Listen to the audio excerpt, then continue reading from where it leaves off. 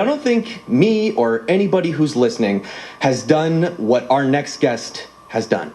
Dr. Charlotte Laws is the author of a new memoir. It's called Rebel in High Heels. She's been an actress, a politician, a weekly NBC commentator, even a private investigator.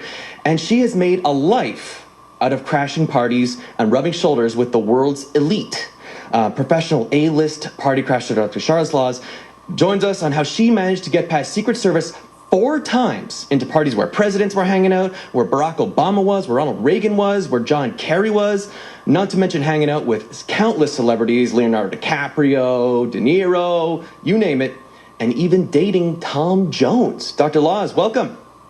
Hi, how are you? Very good, and yourself? I'm doing fine. So you were recently voted one of the 15 most notorious party crashers in the world, a title you're very proud of. So tell me... I was going for the Nobel Peace Prize until I realized I could be the 4th most notorious party crasher. That's almost as good, I would say, as the Nobel Peace Prize. Pretty much right up there on that threshold. But when did you start crashing parties? I started when I was about 16 years old. I crashed an audition to get my first movie role, and I was living in Atlanta, Georgia at the time, and I invited Burt Reynolds to my prom. He didn't go, but I got to talk to him on the phone, which was kind of cool when I think I was 17 at the time. How did that happen? How did you end up on the phone with Burt Reynolds asking him to? Well, I called his management office. I made all the phone calls to track down where he was, and he was in New York at the Waldorf Astoria, and I just kept calling the hotel, and they didn't screen the call, and eventually he answered the phone, and my plan was to turn the prom into a fundraiser because the location where it was being held, that building was a landmark, and it was set to be demolished. So I thought, well, this would be a good way to raise money for the landmark, and then I'd have a really cool date for the prom. So that's why I decided to ask. It was kind of a bet with my best friend. We both had decided we were going to invite celebrities to be our prom dates. But he said no. But he said no. But I didn't have interest in him. I was just inviting him just because I thought it would be cool. I had no interest in him romantically. Quick question for you. A lot of people now, like a lot of kids in high school nowadays, like to make videos where they invite people like, I guess I think of Mila Kunis, like, please come with me to prom. Like, yeah, Taylor Swift, come with me to prom. Sometimes they oblige. Sometimes the celebrities make a video kind of reciprocating. What do you make? Like, you put in all this hard work to track down Burt Reynolds.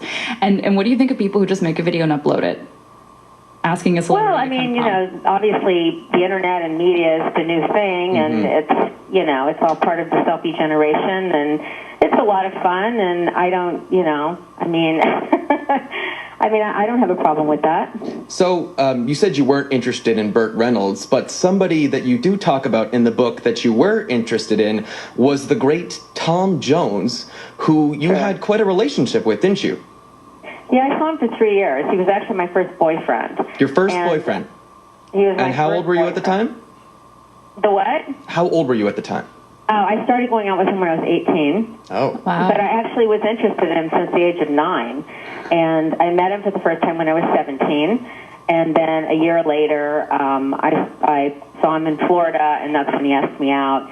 And, wonderful man. And it was, I had a wonderful experience with him. Very much a gentleman, very sweet and down to earth, and it was kind of a Cinderella story for me. And as I said, I didn't grow up around entertainment at all. My father had a construction company. I grew up in old money Atlanta, so entertainment people were considered inferior because they were new money. And so, but I actually I thought entertainment was very appealing because they were open-minded, they weren't prejudiced, there was, they were into fun and flashy clothes and, just being free, it felt like, as opposed to being snobby and judgmental and racist and all the things that I had grown up around. So, entertainment industry became kind of a family to me. And so, I had very fond experiences and fond memories of all those times. Did your parents ever find it odd that you were so into entertainment and into that business? Mentioning that your family wasn't kind of into that. Did they find it odd? Well, yeah, no, they were. I mean, I'm adopted also, so I didn't really fit into my family or my society I grew up around. But Yeah, they were very judgmental about it. My mother actually committed suicide when I was 16, and my brother was killed in a car accident 2 years later. Jeez. So it was really just my dad by that time. But he definitely was judgmental about the entertainment industry, as was a lot of people that I knew. So, but I didn't mind that. I mean, I did my own thing. I think that sometimes you become more self-sufficient and independent if you're an outsider. You start to rely on your own beliefs and your own values, and you ignore what other people say and what they're telling you that you should or shouldn't be doing. And so I guess it was, in a way, it was kind of an escape also, getting out of Atlanta, being able to hang out with presidents or Frank Sinatra or Bob Hope or whoever those people, the well-known people back then were. It was, to me, it was not only something that was fun for a 16, 20-year-old girl, but it was something that became profitable. I got acting roles out of it. I eventually was able to sell beaded clothes to some of these people. Later, when I became a real estate agent, they became my clients. When I started writing articles, I got into various VIP events for interviews. And then as I got older, I was able to talk to politicians about legislation, get celebrities signed on to causes. There are a lot of advantages to hobnobbing with heads of industry and senators and presidents and people like that. You have access that ordinary people don't get when you party crash. Someone may go to George Clooney's house and spend $40,000 to meet President Obama. Well, most people can't afford to spend $40,000 for dinner in order to have a conversation with Obama with hopes of spurring him in a certain direction with regards to policy. So, but if you gate crash, you can actually have that conversation with somebody who is a decision maker and is in a position to take the country a certain way or to promote legislation. So I found it very profitable. I don't do it as much as I did. I mean, I did it a lot when I was around 16 to 25 years old. Not as much anymore? And it's not that common anymore, but it's still, there are advantages to it. Dr. Laws, I want to get into some of those stories of how you managed to get past Secret Service on numerous occasions. One time to see Ronald Reagan, one time to see John Kerry at a fundraiser, another time, which is my favorite, the one you were just referring to get into that Obama party at George Clooney's Los Angeles estate. But we got to take a short break for traffic, so we're going to get right back to you in just... So we are speaking with Dr. Charlotte Laws, author of a new memoir called Rebel in High Heels, and she is a pro-party crasher. Well, I guess she more was a pro-party crasher. You don't crash as many parties as you used to, Dr. Laws. But one of the things I must ask you about is the times that you managed to get yourself past the Secret Service and rubbing shoulders with presidents of the United States. Now, I understand this happened on 4 separate occasions. And the first one was with where you got in to see Ronald Reagan in some sort of VIP area. Can you tell us how that happened?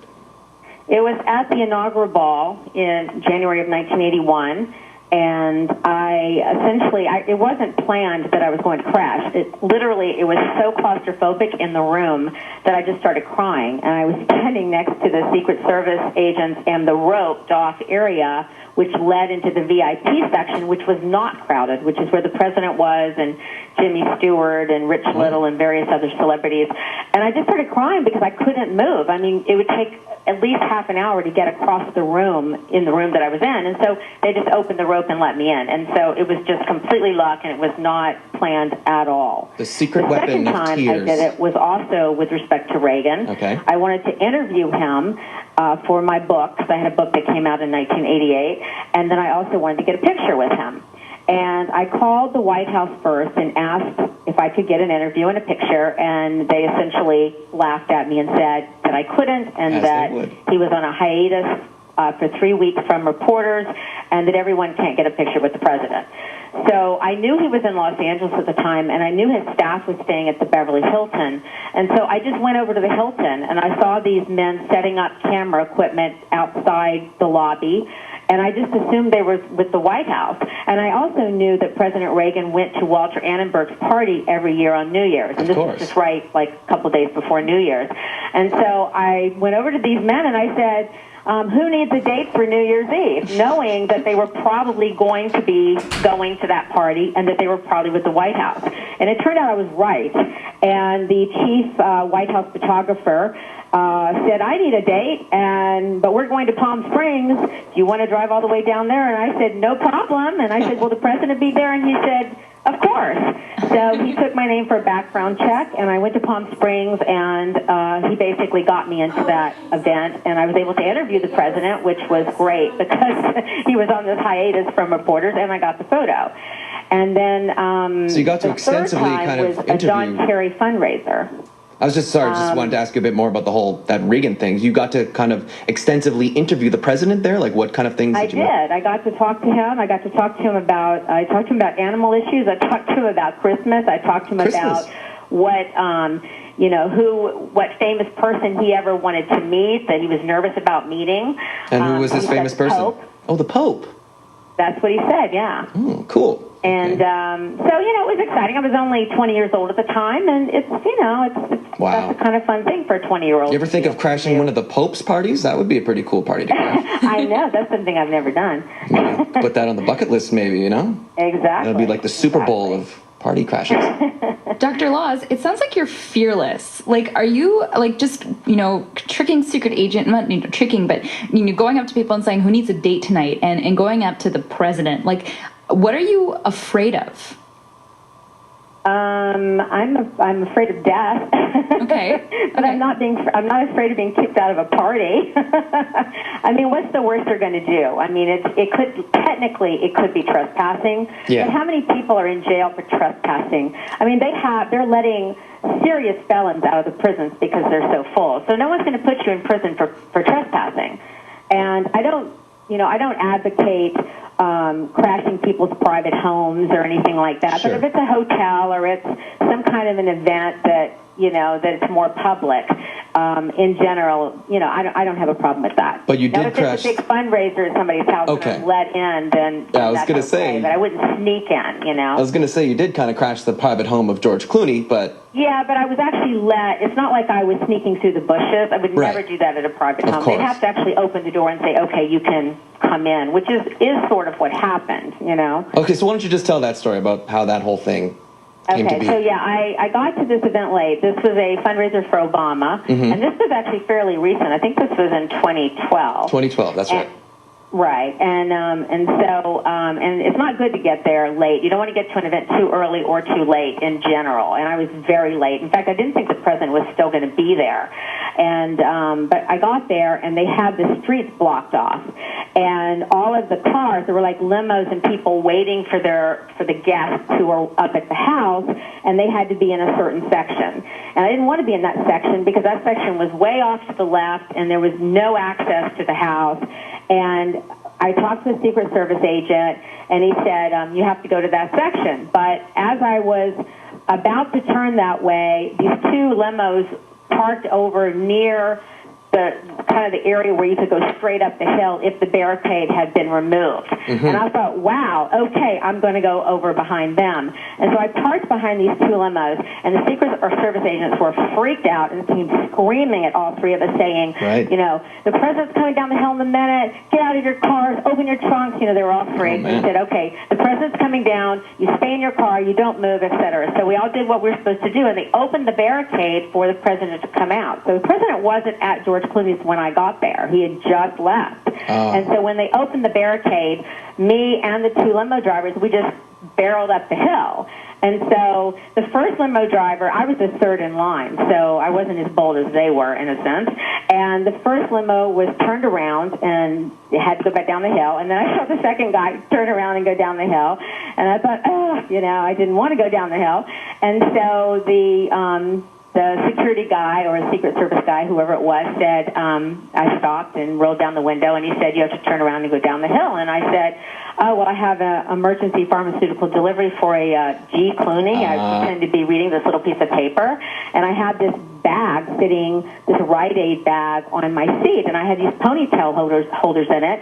And so I was kind of pretending that I had this delivery, and he just never checked the bag, and he didn't know what to do, and he just goes, okay, I guess you can go up. And I think that they probably didn't care as much because even though Barbara Streisand was there and Robert Downey Jr. and all these other people were there, the president had technically left. So they who cares probably about weren't Billy is Crystal worried. and Jack Black, and you know. so I went up and went to the party. That's what happened. So with all these celebs that you've been able to rub shoulders with, is there like a one particular cool moment? Was there one celebrity that really stuck out to you as like somebody who was really cool that you would like actually want to hang out with another time?